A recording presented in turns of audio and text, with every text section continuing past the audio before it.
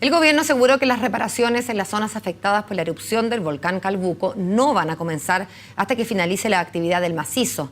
Pese a esto, las soluciones habitacionales contemplarían subsidios y también arreglos de estructuras a través de programas de mejoramiento o de bancos de materiales. Queremos conocer más al respecto y para eso vamos a saludar de inmediato a la ministra de Vivienda y Urbanismo, Paulina Zabal. Ministra, buenos días y gracias por su tiempo con CNN Chile.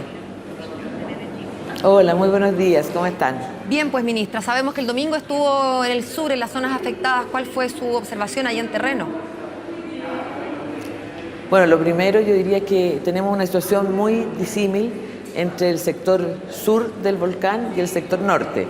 En el sector norte el impacto en toda el área de Ensenada es fundamentalmente la caída de ceniza. O sea, hoy día tenemos un área cubierta con ceniza y eso ha afectado no solamente a las casas, sino que también al sector agrícola, a los caminos, etc. Sin embargo, en el sector sur lo fundamental es el agua que transportan los ríos, es decir, los lahares, que han con su flujo roto y destruido algunos puentes, en algunos casos también caminos y algunas viviendas. Entonces son dos situaciones totalmente distintas, pero tal como usted partió diciendo, ambas aún en evolución, por cuanto el volcán ha tenido y ha seguido teniendo flujos de ceniza importantes en distintas direcciones.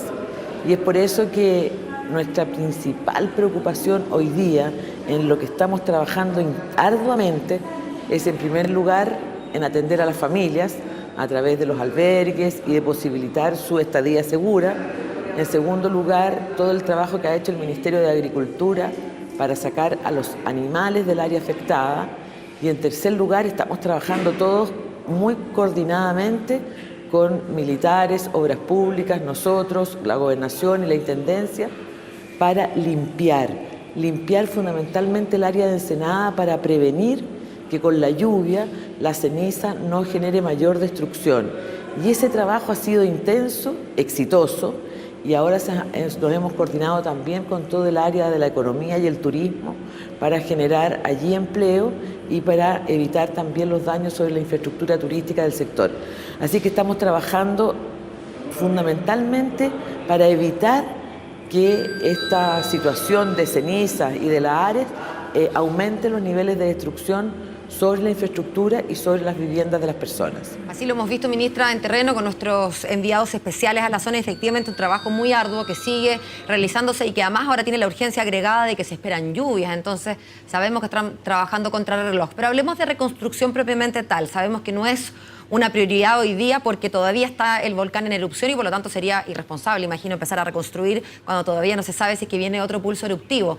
Pero desde el otro extremo, ministra, estas cosas parece que no avisan tanto. Resulta que aquí 3 horas antes del primer pulso eruptivo se supo porque empezó a moverse. En esa lógica, ¿cuándo usted va a poder decir o cuándo las autoridades del Senagiomín le van a poder decir, ya ministra, dele nomás con la reconstrucción? Si finalmente estamos ahí a los pies de un volcán y los volcanes parece que no avisan siempre. No, pero yo creo que se va a estabilizar la situación y hay ya situaciones que sabemos y que podemos decir que van a ser las bases del plan de reconstrucción. En primer lugar, estamos hablando en ambos casos, tanto en el sector sur como en el sector norte, que hoy día está afectado, de áreas rurales. Y el hecho de que sean áreas rurales nos enfrenta a otros instrumentos distintos a los que estamos usando, por ejemplo, en Valparaíso o lo que estamos usando en Tarapacá, que son áreas urbanas. En áreas rurales generalmente lo que hacemos es trabajar simultáneamente el tema de la reparación o reconstrucción de la vivienda con el tema de la regularización de los terrenos, de mejora de los accesos. Generalmente las viviendas son más precarias en el sector rural, muchas de ellas están puestas sobre sesiones de derecho, que es la información que estamos hoy día recabando, y por lo tanto la metodología de trabajo es diferente. En segundo lugar, en el sector rural se produce un vínculo mucho más estrecho entre el lugar donde se vive y la actividad que se realiza.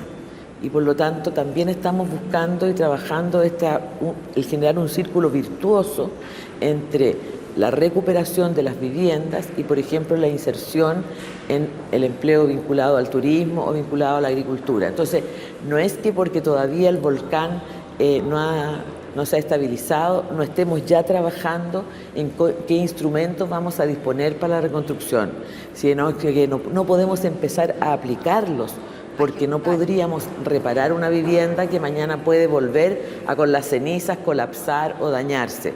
Pero nosotros estamos trabajando con las familias en identificar sus situaciones de vida, en conocer su situación respecto a la propiedad de la vivienda. Estamos trabajando con la municipalidad de Puerto Varas y de Puerto Montt para identificar los roles de las viviendas y estamos generando o ampliando las oportunidades que tenemos. Entonces, lo que no podemos hacer es empezar a concretar mejoras cuando todavía no termina el volcán. Y en el caso de las viviendas que están totalmente destruidas, aquellas, por ejemplo, donde pasó un río por encima, vamos a empezar a trabajar con los vecinos para ver cuáles son sus expectativas. Si quieren, piensan trasladar a otro lugar, si van a buscar un sitio seguro en el mismo lugar. Y en todos los casos y en todos los eventos, no solo los vamos a acompañar, sino que también vamos a generar los instrumentos adecuados. Pero esta situación es muy distinta a la del sector urbano. El tipo de soluciones del sector rural tienen otro comportamiento y en eso estamos trabajando.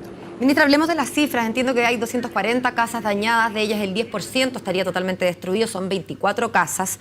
Y ahí me imagino que la casuística empieza a tener un rol importante, porque bueno, son 24 familias, 24 realidades. Pero ¿qué pasa en aquellos casos, ministra, en que las expectativas, como usted dice, de esos vecinos no coinciden necesariamente con juicios de realidad, por ejemplo, geográficos? Una vivienda que se vio destruida porque está justo en el paso de un río, por ejemplo, o al lado de la crecida de un río, bueno, quizás no sea el lugar más adecuado para volver a levantar la misma casa en ese mismo lugar. Y a veces la gente, somos todos resistentes a movernos. ¿Cómo se van llevando esas conversaciones y esos procesos con los vecinos? Bueno, aquí hay un punto clave. Usted ha planteado un tema que va a ser común a todos los procesos de reconstrucción y que lo hemos dicho desde el primer día. Nosotros buscamos, en primer lugar, la seguridad de las personas. Ese es nuestro primer propósito. Por lo tanto, no vamos a reconstruir en sitios que no presenten las condiciones de seguridad para resguardar la vida de las personas. Pero, vuelvo a insistir, como se trata de sectores rurales, el radio de acción es diverso y muchas veces las personas tienen un predio más grande y tienen emplazada su vivienda en una zona de riesgo, pero es posible readecuarla en otro sector de su mismo terreno. Esa es una posibilidad. En otros casos, las personas tenían viviendas precarias, emplazadas en un lugar de riesgo, pero su actividad estaba asociada, por ejemplo, a la piscicultura. Y esa actividad hoy día se destruyó por culpa del río, ¿me explico? Y por lo tanto a la persona no le importa trasladarse hacia otro lugar, quiere mantener su vida rural, pero de verdad no le importa desplazarse hacia otro lugar para desarrollar otra faena. Entonces, es muy distinto al sector urbano, donde los predios están totalmente delimitados, donde tenemos estrechez desde el punto de vista de la disponibilidad de terreno y son otras las condiciones. Por lo tanto, la forma en que trabajamos con las familias y el proceso de reconstrucción de las viviendas es diferente. Creo que aquí tenemos mayor movilidad, tenemos más posibilidades y el diálogo con la familia es más abierto porque ellos también tienen un grado de movilidad en su vida que es más notable. Ahora, también hay familias, y ya conversamos con algunas de ellas, que han residido toda la vida allí y lo único que no quieren es cambiarse al sector rural y tendremos que trabajar con ellas en eso. Entonces, este es un trabajo donde hay menos familias involucradas y nos permite hacer un trabajo mucho más caso a caso, acompañando la situación de cada uno. Ministra, ¿cómo están esas familias? Porque bueno, uno aquí a la distancia a veces pierde un poco la perspectiva, ¿no? Desde Santiago mirando lo que está pasando, por ejemplo, en Ensenada. Cuando usted nos cuenta que hay alrededor de 24 viviendas que se han destruido totalmente, uno imagina, bueno, una cosa es el trabajo de reconstrucción del bien inmueble, pero también esas personas han perdido, imagino, todos los bienes muebles, los enseres de su casa.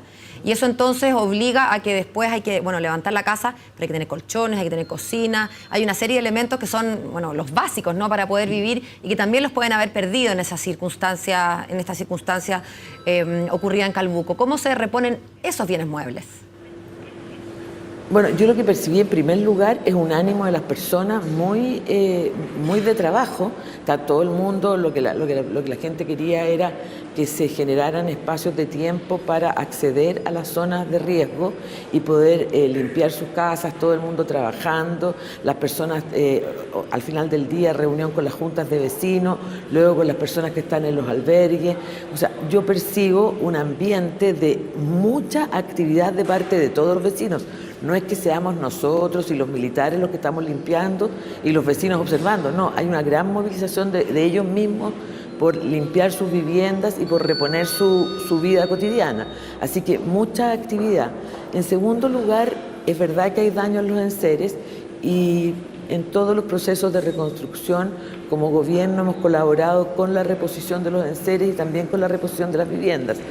En este caso yo diría que la reposición de los enseres tiene que ver básicamente con aquellos bienes domésticos que usted señala, pero también el Ministerio de Agricultura ha estado trabajando con cada familia para ver un otro componente fundamental en este caso, que son sus animales y sus utensilios agrícolas que muchas de esas familias tienen. Entonces, vuelvo a decir, es bien distinta la situación porque es sector rural y porque dentro de este sector hay un sector que tiene que ver con mucha cabaña de turismo, que la propia Subsecretaría de Turismo y el Ministerio de Economía han empezado también a articular en el diagnóstico para trabajar con ellos, que es otra realidad. Ministra, se nos acaba el tiempo, pero quiero agradecerle su conversación con CNN Chile y quizás quedarme con esa imagen que usted describe tan vívidamente de toda la comunidad trabajando, ¿no? No somos nosotros y los militares, dice usted, sino que todos trabajando. Es como una idea de estar más que preocupados, ocupados, y creo que ese es un ánimo positivo para enfrentar esta problemática. Muchas gracias. Muchas gracias a usted. Hasta luego. Son las 8:57, vamos a hacer otra pausa y ya estamos de vuelta.